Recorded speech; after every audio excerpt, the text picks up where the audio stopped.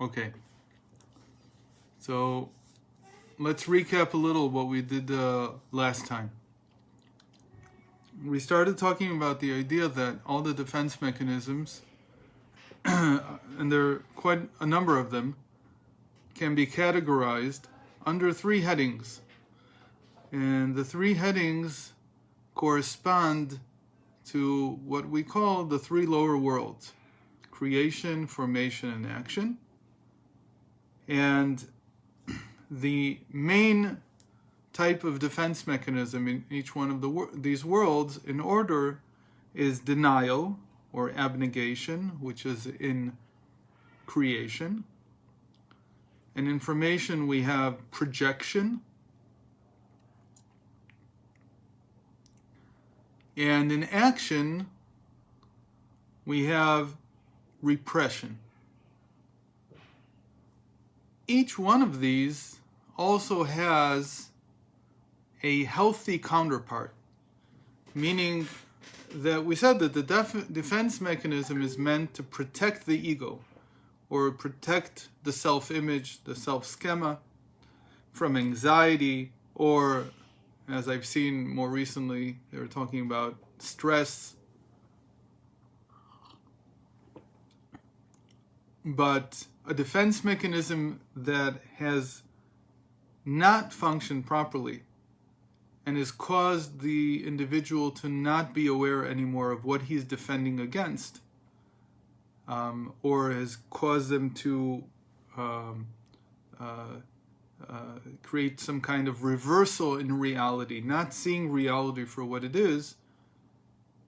So that's an unhealthy defense mechanism, and that is usually churned into an unconscious mechanism, meaning that the person doesn't even know that they're doing it. But you would pick up on it pretty quickly hearing from the outside, meaning at first maybe you give the benefit of the doubt of what they're saying could be, but after a while you begin to see that it just can't be. There's too many contradictions in what they're saying, and you see the inconsistency. But the person themselves, the person who's suffering from the defense mechanism in an immature way, is suffering from it in such a way that they're not conscious of what they're going through. They don't understand what they're going through.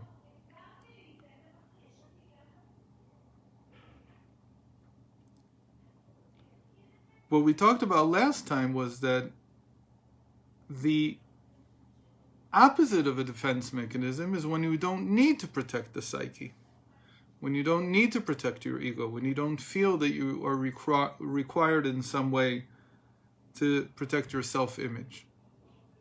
And that, we said, is the person who lives in consciousness of the world of emanation, of Atzilus, a tzaddik.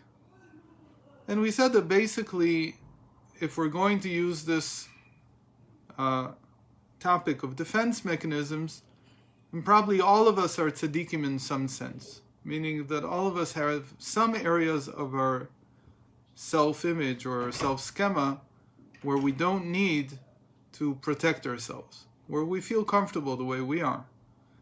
And again, the meaning of that would be that we don't have to protect ourselves using some kind of defense mechanism in order to cope with anxiety or stress or whatever else it is that somebody else is throwing at us, or the world is throwing at us. It was a very interesting case that I came across a few weeks ago. Actually, I've known this person for years. He just passed away, so I feel more comfortable talking about what he had gone through, without mentioning names, of course. He was born in Belgium, if I'm not mistaken, in 1938. And he was a 4 or 5 year old boy when the Nazis arrived in his town. His parents were with him, and the parents had him. I guess all the Jews were brought together in the town square or the center of town, and the children were there too, and his parents had the presence of mind to, as they were walking towards the center of town, they hid him in some street vendor's cart. And he was there for a while, for I don't know if a day or two. And eventually he made it out. And I don't remember if it was the street vendor who found him or it was somebody else that had compassion on him. And he made it through the war. His parents were killed on that day, but I don't think he knew that until much, much later. So it would be very interesting to try to imagine what kind of life somebody like this would have if you didn't know him. The surprising thing about him is that he had a zest for life which was simply unquenchable. He just wanted to do everything, and he did everything quickly.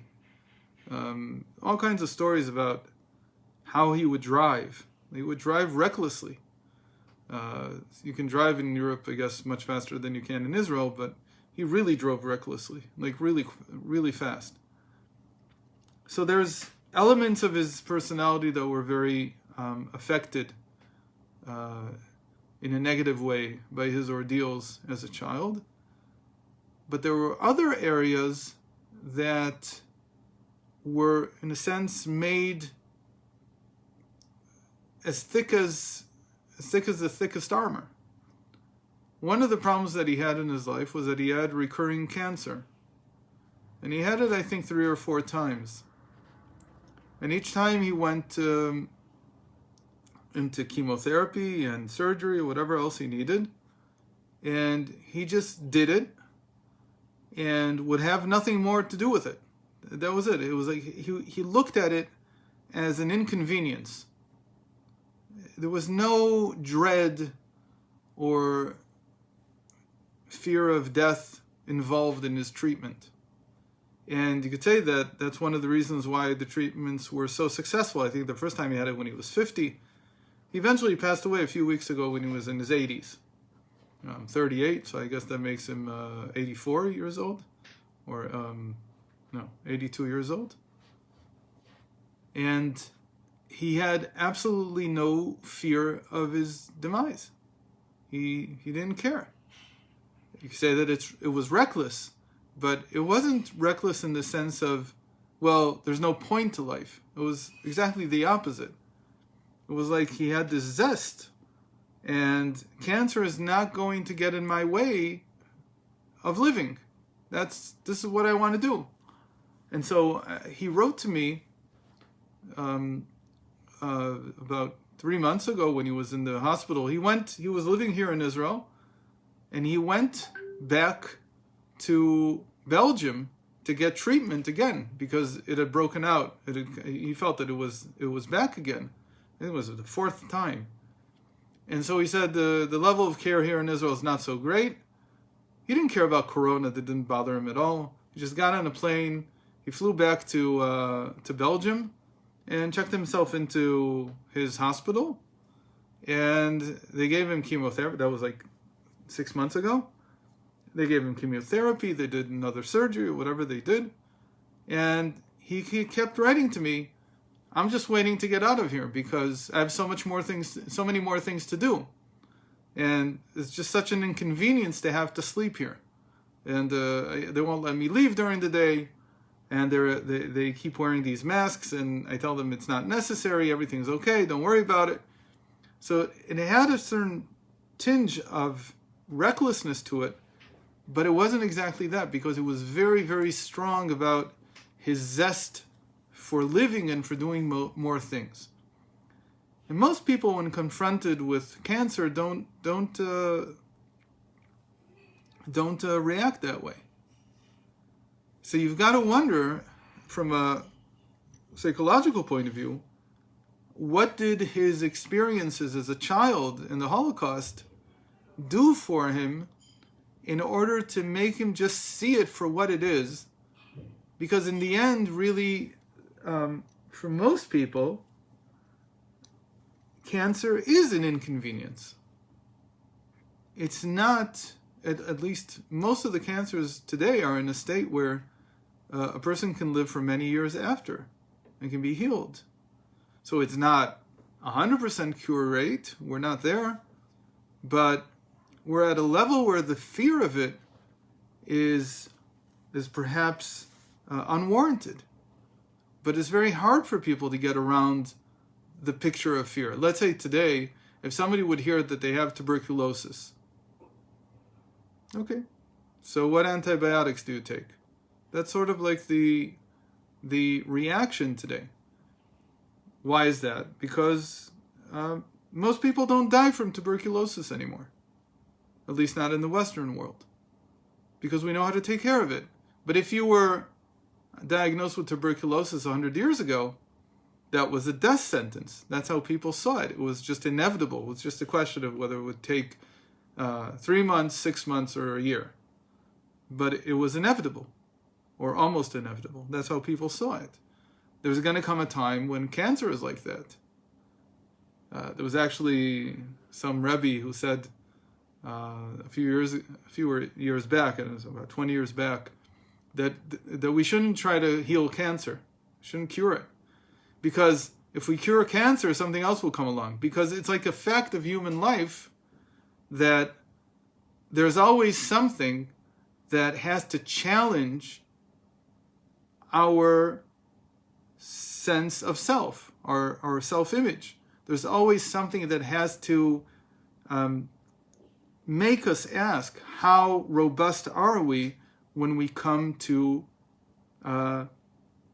dealing with anxiety, with stress?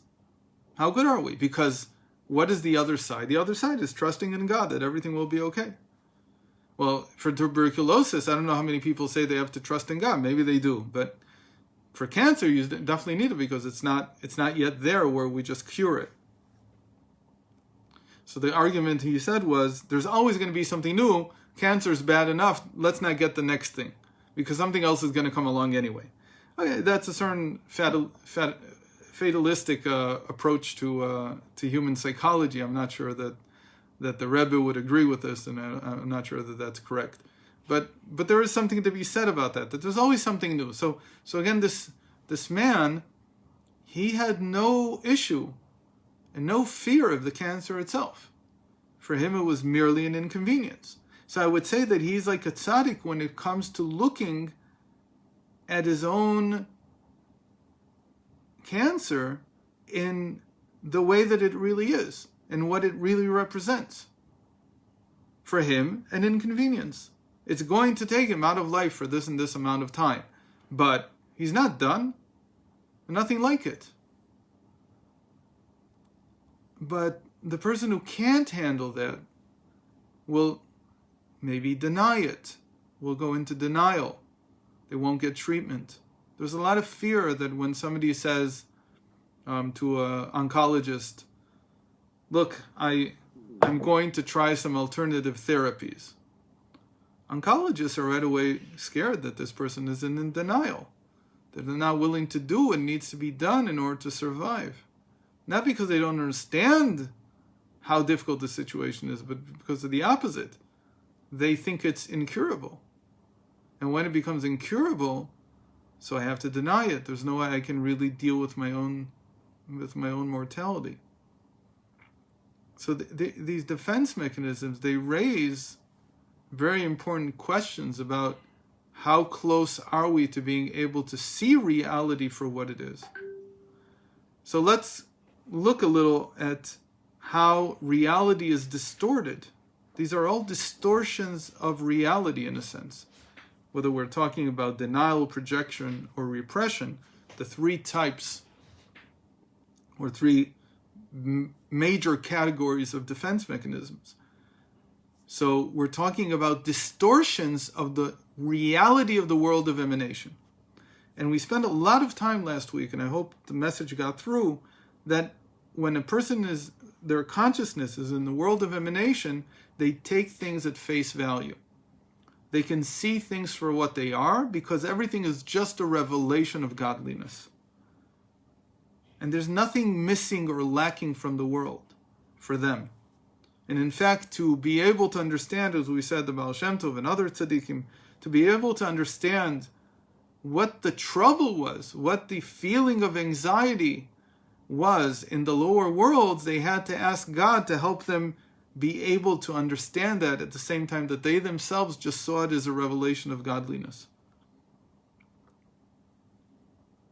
I hope this statement, or these words, revelation of godliness, is understood properly. It means that everything in this world is in the end a revelation, a gilui of Hashem, of God. And Hashem is good, and therefore everything is good. It becomes bad because of the distorted reality in the three lower worlds. Something happens to the reality in the three lower worlds that causes us to feel anxious because of what we're seeing or feeling or experiencing, instead of just accepting it for what it is. And we said that animals, for instance, don't have that. Animals don't know to be afraid of their sickness. They just accept it at face value. It's harder to find food. It's harder to fall asleep. It's harder this, it's harder that. But there's no anxiety over what the future holds. They don't do that cheshbon. They don't reckon that. And so they're free of anxiety in the human sense. So what is the distortion in the world of creation? Well, creation is usually described as something from nothing, or being from nothing.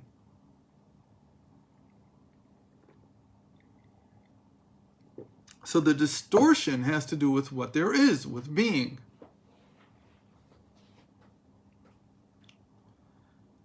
So that's what we call denial.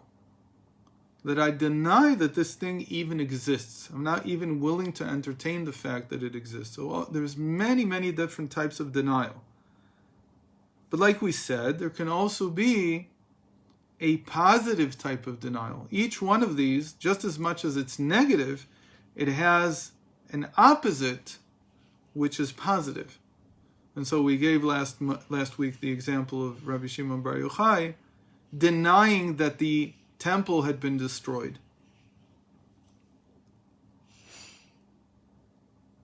How is that a good thing? Because his denial is very much a choice. He chooses to deny certain things. It's not that he denies it because it's too painful for him to cope with. But we'll get more into this later when we talk about how you take apart defense mechanisms, how you actually cure them. What about in the world of formation, where we said projection is the archetypal form of defense mechanism?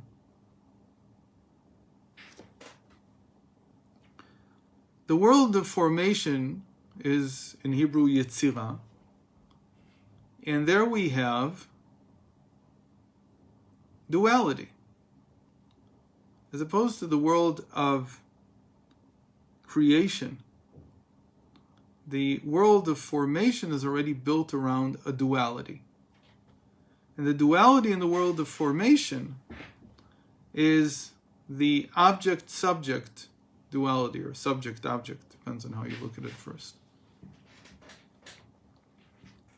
Subject is me, object is you. That's the easiest way to say it. I'm the subject and there are objects around me.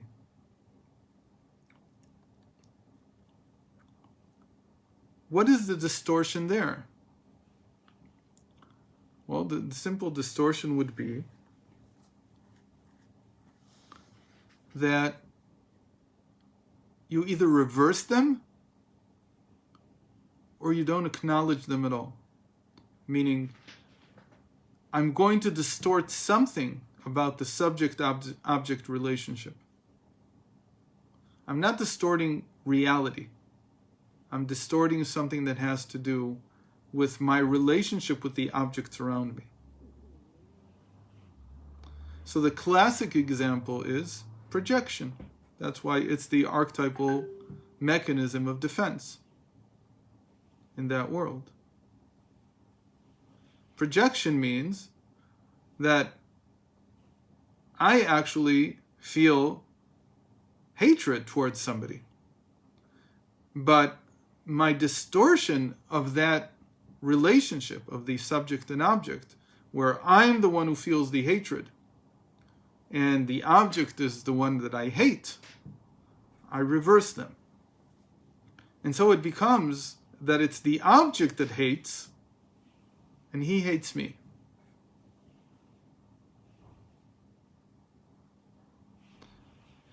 So the example of this in Torah is, I think we mentioned it even in the first class. We're just going to put it in the context here. The example of it is that one of the points where the Jewish people are complaining to Moshe Rabbeinu about the circumstances and the environment in the desert, so they come and say, "B'sinat Hashem otanu otzianu me'eretz Mitzrayim." Because God hates us, that's why he took us out of Egypt, in order to kill us here in the desert. That's a projection, because it's a reversal of the subject and object. It's I who actually hate God. Why? Well, we have to find out. We don't know yet. So I hate God, but since I am suffering, to say that is too difficult for me. That requires me to accept something that is too anxiety-ridden. It causes me to feel anxiety. So projection means that instead of acknowledging that it's I that hate God, again, it's difficult for me to acknowledge that, so I reverse the roles. And it's God who hates me. And it's a defense mechanism against my feeling of hatred towards God.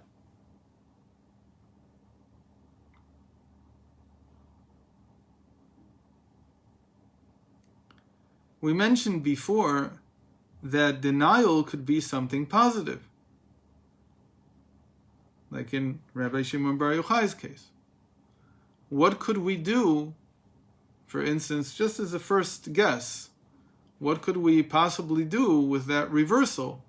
In order to cure the person, we have to reverse it back and get them to acknowledge the fact that they're the ones who are filled with hate.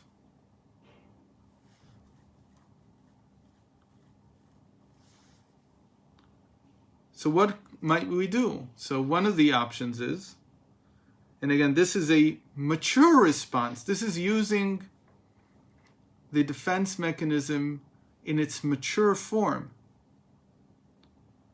So we might think about altruism. Altruism would say that even though, again, in my mind, it's the other person that hates me, but let me try to act altruistically towards them. It's a famous letter that I often quote, and you probably already heard it and remember it. Famous that the Rebbe received a letter from a young woman who was in some seminary, and she said, "Everybody hates me. Nobody is my friend, nobody likes me," and so on. And the Rebbe didn't even argue. This is because it was so obviously a defense mechanism. So his advice was, why don't you take care every day to do something for somebody else? It's altruism. Why is it altruism? Because theoretically in the person's mind, they don't deserve this, because they all hate me. Why would I do something nice to somebody who hates me?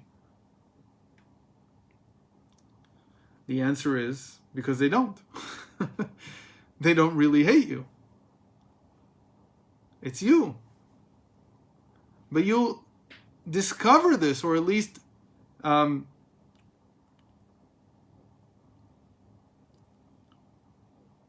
disarm your hate by acting altruistically to those that you think hate you.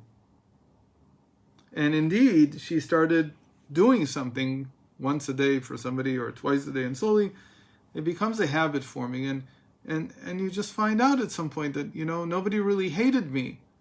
It was more that I was, maybe it doesn't have to necessarily be hate, maybe it was odd, different, whatever it was. But the moment that I started acting altruistically to others, that disarmed my feeling and reversal of the object and subject. So it became that it wasn't really, the person realizes after a while, it wasn't really that anybody hated me. They actually, maybe they didn't even know me. But now that they know me, now that they know how I act and what I'm able to do and so on, their feelings are different, and you alleviate that reversal, that switch. Now the reversal carries on to a large degree into the lower world of action. The reason being that, as you know, we divide the sfirot into two parts. The intellectual sfirot, the intellectual powers of the soul, they're in the world of creation, the world of thought. And the emotions and habits, which all go into the two lower worlds, into formation and action. So, since it's divided that way, the 3 higher sfirot and the 7 lower, so the distortion of creation doesn't carry so much into formation and action. So this distortion of reality doesn't affect so much the worlds of formation and action. But the distortion in formation is part and parcel with the distortion in action. And so the distortion of formation, which we said is reversal, also appears in action. It'll also appear in the lowest level, where our archetypal mechanism of defense is repression. Repression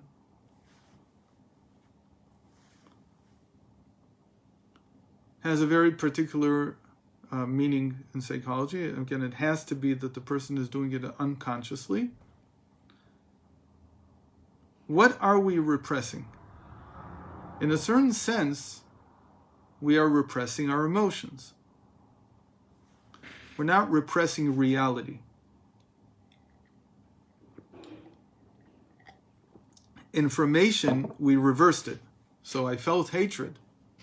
So instead of me being the one who hates, I projected onto somebody else. But in action, we're not necessarily repressing the emotions as much as we're repressing actions that we've taken. And what causes us to require repression is the repercussions of those actions. The number one problem with our actions is feelings of guilt. We feel guilty of having done something. We feel that we've acted improperly. And so repression, in its attempt to repress what we've done, is actually repressing guilt, the repercussions of our actions, the effect of what's happened. But since it's very related to the subject and object, so repression will usually cause a reversal of the subject and object also. So instead of accepting our guilt, we project it elsewhere by repressing our own contribution. So this is like a one-sided, lopsided type of projection. Again, in regular projection, there's a reversal. It's not I who hate you, it's you who hates me. But here we're not talking about a relationship in action. We're talking more about the derivatives of our actions. And so if somebody caused harm to someone else, by projection, they're going to say, it was you who caused me harm. But in repression, they will repress their own guilt, saying, it wasn't me who should feel guilty. It's not me who should feel guilty about this and that action, but rather it's somebody else entirely. It's not that somebody else did this to me. That would be more like projection. But rather, I can't handle my own guilt. I can't handle the meaning, the consequences of having acted in a certain way. So I know that I acted this way. I know that it's me. But it can't be that I should carry the burden of the guilt. And so I repress it. And if anybody should carry the burden of the guilt, it's someone else.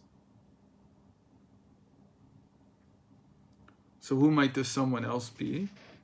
Well, it depends on how complex I am. The someone else could be my parents, could be, well, I look for somebody who's responsible. They should have been responsible for my actions. But if I can't find anybody like that, so in the end, I will accuse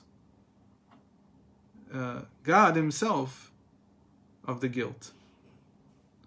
And there's a very, very strong example of this. Here already, I'm not getting into Torah, but there's one that we live with all the time. We've been dealing with this type of repression for a very long time, and that's basically what happened in Christianity, specifically with the Jew whose name was Saul, and he became Paul. And his idea was that it's the Torah that invented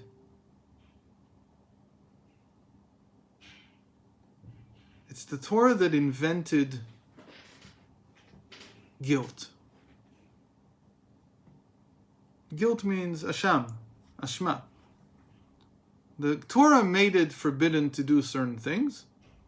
And therefore, again, he's not saying that the Torah did it. He's saying the Torah invented the category. The Torah defined these things as forbidden. And therefore, the guilt that we feel is the Torah's fault. He's not saying that the Torah did them. He's not saying I didn't do them. In a certain sense, he knows that he did them. But he's not willing to carry the guilt. And so he's projecting the guilt elsewhere.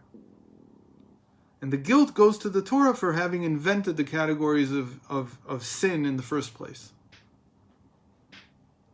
And that becomes a very, very powerful defense mechanism that you could say the entire Western world bought and just swallowed it,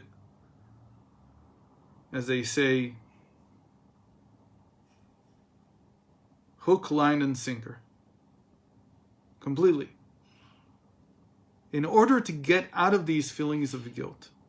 But because it's a defense mechanism, that is really what is at the core of Christianity, is a strong feeling of guilt. And since you're guilty anyway, you're willing to perform atrocities. It's a very, very complex social problem. Here we have billions of people who are stuck in this story of guilt. Now, amazingly, they realize that they're suffering from guilt. So Paul did something amazing, and it's just beautifully psychological, or at least Christianity after Paul did this. They invented confession, and confession is a beautiful thing, because what are you saying? You're saying, I accept the guilt. I'm guilty. I did sin. I did so and so. The problem is that confession is great if you're really accepting the guilt. It's not great if you're just absolved of the guilt miraculously. That's where it falls apart. That's where there is no catharsis. There is no cure from the feeling of guilt. Because deep down inside, you know that it doesn't work that way. Guilt cannot just be absolved through confession. It's not enough. You have to do something more. So again, I just want to make it clear, it's not that the confession is some miracle cure. The confession is the state in which the person is ready to get rid of the defense mechanism. The defense mechanism, when in place, is unconscious. He doesn't know that that's his problem.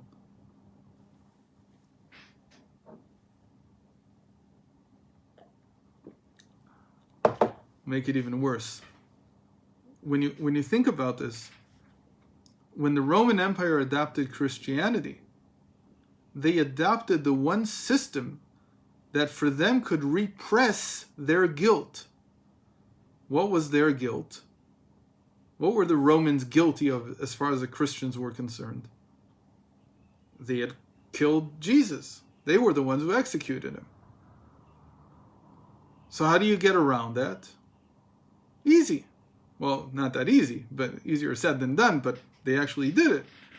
Which was to come and say, we have to get rid of this guilt of what we did, so we'll just assume this religious system that is ascribed to this person that we killed, and that allows us to confess all our other sins, but the main sin remains in place. And what is the main sin? That we killed the originator of this religion.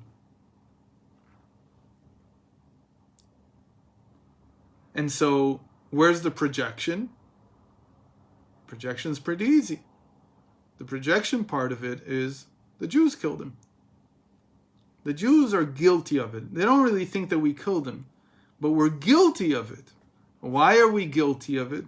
So slowly they began to understand that the reason somebody else must be guilty of it, not us. Again, not that we didn't do it, we did it.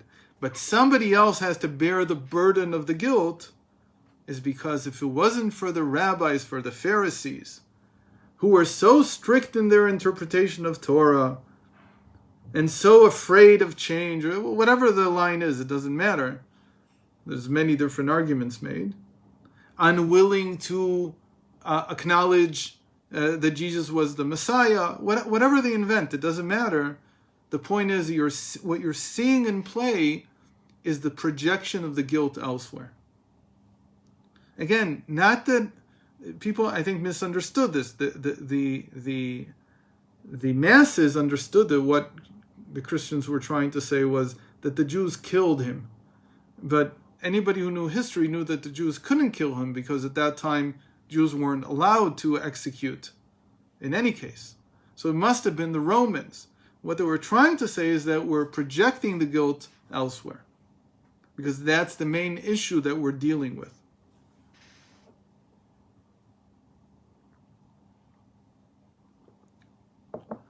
Something like this, let's take another example. It might be, you know what, forget about the example right now. We'll have plenty of time for more examples later on. But just to note that just as altruism is the way out of projection, confession is the way out of repression.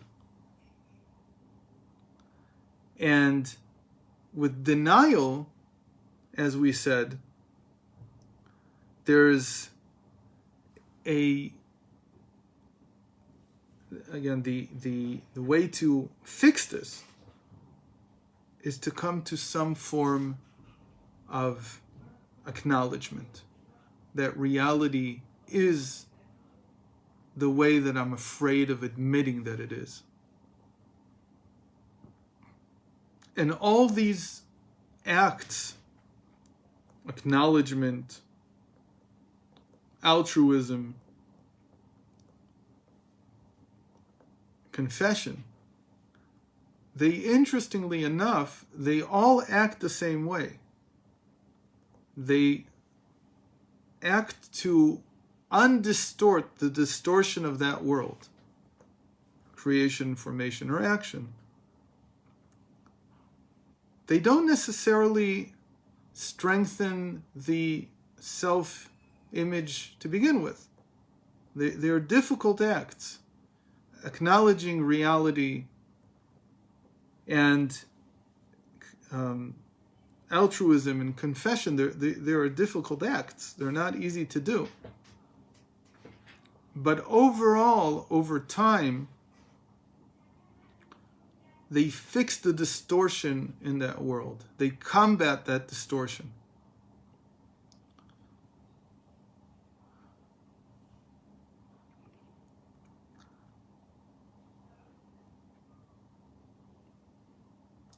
What we're going to try to do in the next few classes, we're going to try to give more examples of this from Torah, each one of them. And into each world, we're going to add more defense mechanisms. Because we just talked about the three basic ones, the archetypal ones. Again, they're denial, projection, and repression. But we're going to see that denial has a number of different variations. And projection has many of them. I'll give you an example, projection of a type of projection that's very common today. And it's called passive-aggressive.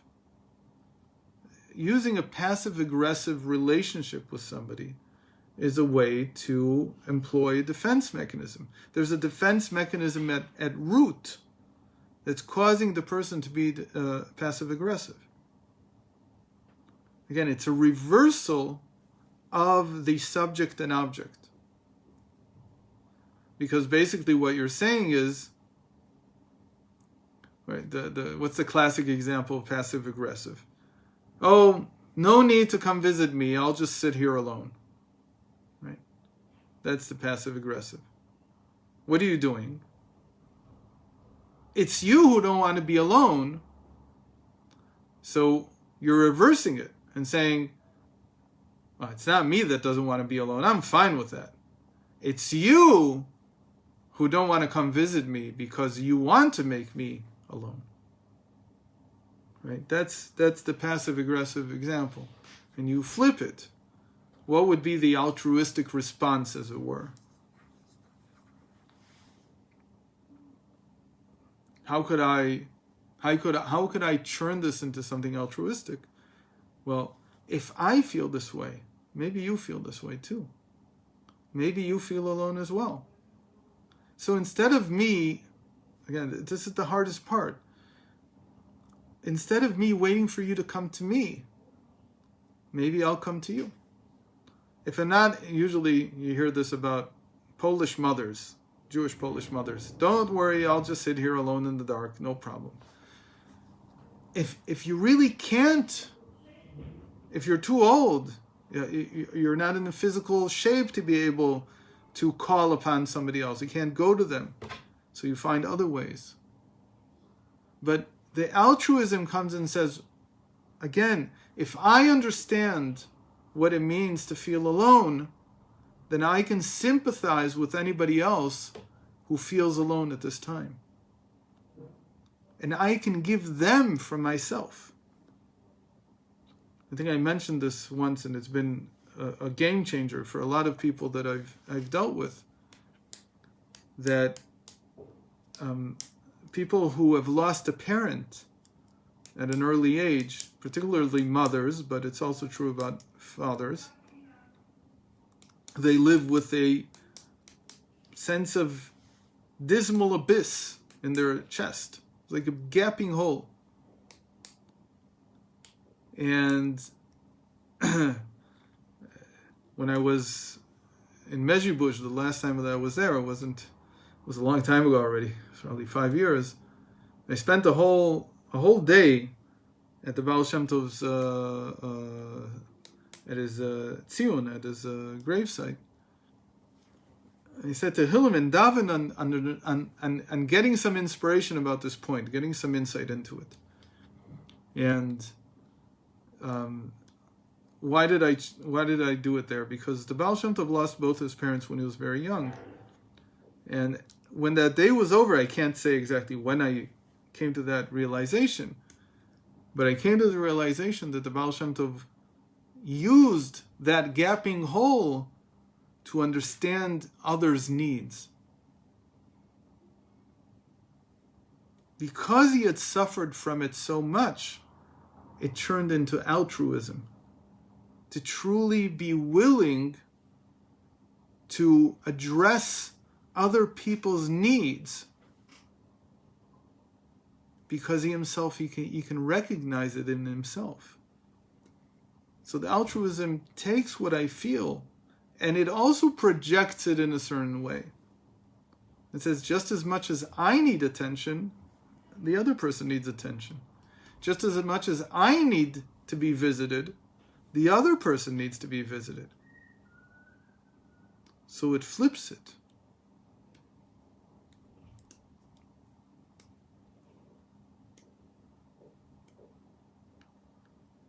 Let's try to think of an example. Again, we'll have many examples from, actually we were just talking about passive aggressive, so I won't stray further, though I tend to do that. So let's stop it there. So that was just another example of projection, passive aggressive behavior or speech or whatever it is, where I flip the subject and the object. There was a great example in Parshas Vayishlach that came to my mind this year of a flip like that, of a reversal of subject and object. We've talked about it many times in terms of the discrepancy between two verses that Solomon says. On the one hand, he says, "And I find the woman more bitter than death." That's one verse in Ecclesiastes.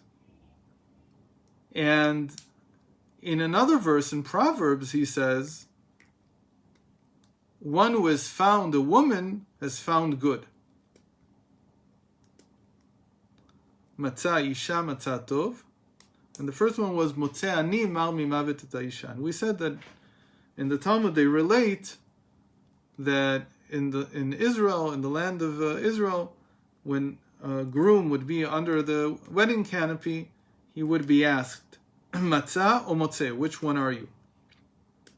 Are you, I find the woman more bitter than death?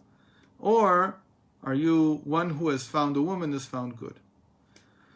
The way that this is explained in Chassidus is that the difference is what comes first. If I comes first, then you find the woman more bitter than death.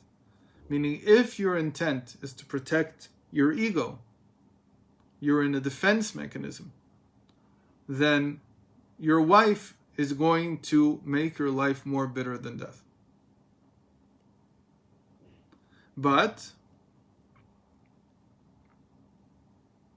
if it's the opposite, Matzah isha, one who has found a woman, he's not found himself, he's not looking, he doesn't have an eye, he's just found his wife. That's where his focus is. On the other, then he finds good. So that's the basis of this teaching of not reversing, that the order counts. If you think about yourself first and the other later, you will eventually project. You will reverse the order. there was a question that came up for me in Parshas Vayishlach. That's where I started from. About Yaakov, it says twice that he was afraid. The first time we find that he's afraid is when he sleeps in Beitel, in this place where he wakes up in the morning and he says,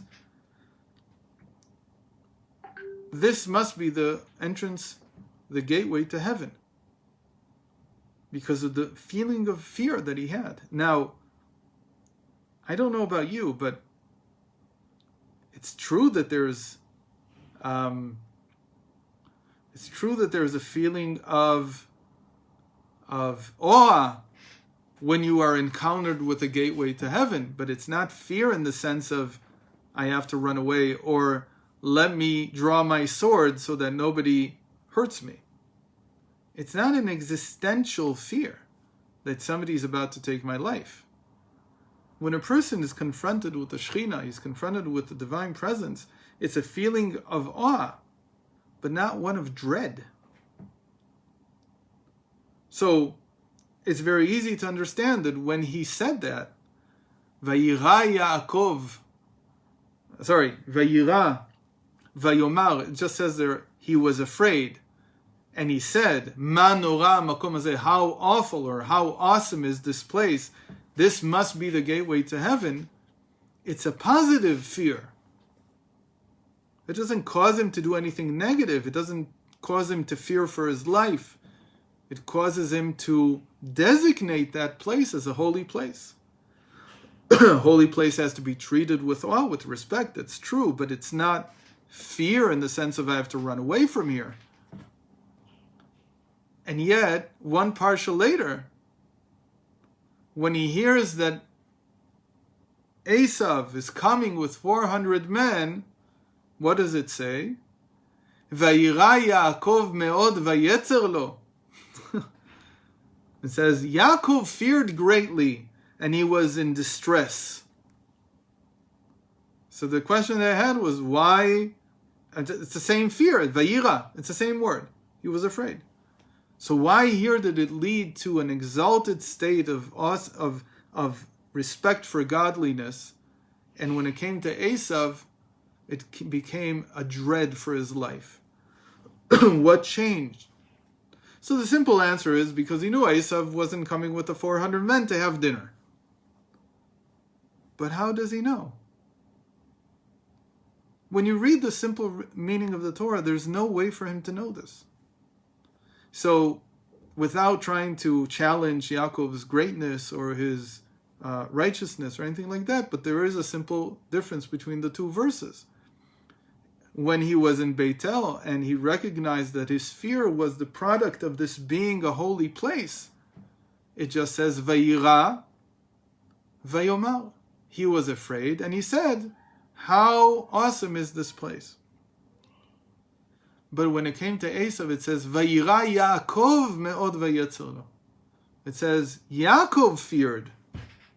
So one might say that the moment that the self is involved, he's fearing, and immediately he's asking himself, what am I fearing? Maybe my fear should be of respect towards Esav. No, my fear is for my life. Vayira Yaakov feared. He feared for himself. The moment that you begin to fear for yourself, you project. You reverse the roles. Arguably, if that wouldn't have been the case, again, it could be that it's warranted because he has a very bad history with Esav. He knows Esav maybe wants to kill him. Maybe there's all the justification in the world. But at least what you can get out of the verse is that whatever the cause for the defense mechanism, the person immediately projects it. And he says, if I'm fearful, there must be a good reason for it. And it can't be that somehow I need to sublimate it. I need to change the fear into something else. I need to act altruistically in order to alleviate the reversal that I've encountered between the subject and the object. And so that would explain the amazing things that the sages say, that Yaakov was wrong in not offering Dinah to Esav. How could he have offered her? The guy is a bloodthirsty maniac. The sages say, no, it's not that simple. That is a projection.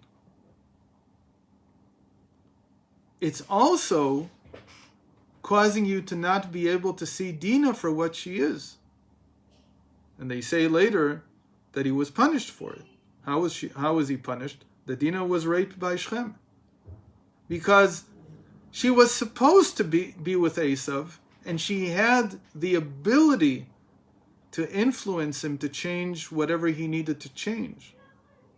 But Yaakov couldn't see that at the time because of his projection upon Esav. So again, this is not, God forbid, to take away from Yaakov's righteousness, but it's just to say that in those words the Torah might be hinting, and that's the way I think that the sages understood it, that the projection has a lot to do with your reversal of the object and the subject. And reversal also here means, who are you focused on? If I'm focused on myself, I will tend to reverse the subject and the object. So the little old lady sitting alone is focused on herself. The moment you act altruistically, you're reversing that order and saying, the only reason I feel this way is to be able to empathize or sympathize with someone else who might be feeling this way. And God gave me this feeling for me to be able to understand what I can do for them. That goes back to the Rebbe's advice for the young woman. If nobody likes you, go and do something for those people that don't like you and see what happens. And slowly there's a reversal. And maybe the person can even come to the realization, which we called here, to be able to confess. Sorry, I call it confession. I call it altruism. Sorry, not the confession, but to a type of confession, a type of acknowledgement that I had until now been reversing the subject and the object. Okay. So these are the three main categories of defense mechanisms. We mentioned a few more that go into each one of them. And God willing, next week we're going to start discussing each one in turn in the world of creation, the world of formation, the world of action, and giving more defense mechanisms and examples of them the way that they appear in Torah. And concurrently, we'll be talking about how each one of them can be sublimated. Each one of them can be addressed in a way that makes it more mature, and we're able to use this defense mechanism the right way. Because each one of them has a redeeming quality. Again, the whole point is that they're protecting us. So it should be possible to protect yourself without turning it into something unconscious that rules you. Each one of them can be turned into something that you use consciously, and you can use it the right way. So this is pretty much the therapeutic process with anybody who's suffering from any kind of defense mechanism. So if there's any questions, now is the time.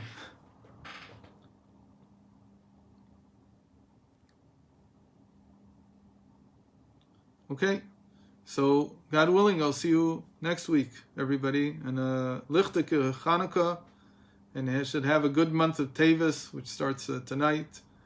And it should be a month of redemption for everybody, the redemption of the body. Everybody's body should go back to complete and perfect health. Amen. I have a question. Oh yes, You don't want to switch to Wednesday because Rabbi keeps having all this trouble, do you? I think we've tried switching, and I'm against switching in general. I think it's more important to. Okay. I have a question. Thank you. Good. About Like it. Sure, Shoshana. Would you go Yeah, switch? Yafa. No, I'm not. You don't hear me? Yeah, we hear you. Yeah, would you go as far to say that if one were to clear, I mean, I don't think it's such a small thing, but all his defense mechanisms, that then he would be living in the world of Atzilut? Like, if that's our goal to approach Sikus, I mean, I guess there's many things, but one of them would be to have awareness of the defense mechanisms and do the work to clear them. That would create a momentum toward Atzilut. Right. But not exclusively. I No, imagine. no, you need both. And the other one, the both is being, how would you describe that? First of all, to make them conscious. Make them conscious, okay. And that helps, and they become conscious through what we talked about, acknowledgement, altruism, and confession. So they first become conscious, and that's the tshuva process. That's doing tshuva on them. Eventually, they clear. Eventually, you can use them the right way. And you might say that that's the right way to live in the three lower worlds. In other words, I think we stressed this a lot last time, that God doesn't prefer one or the other. He doesn't prefer the world of emanation over the three lower worlds. He wants both. So if we're the type of beings that naturally, from our very creation, we belong to the three lower worlds, we're not tzaddikim from our first nature, then Hashem wants us to function in these worlds. And these worlds require some defenses. But the defenses should be used in a conscious way that is the proper way for using them. In other words, for instance, sometimes somebody else who wants to place guilt on my shoulders. So I have to know how to not let that happen. I can't not let that happen unless I understand the defense mechanism on myself. But once I understand it on myself, I can Thank you.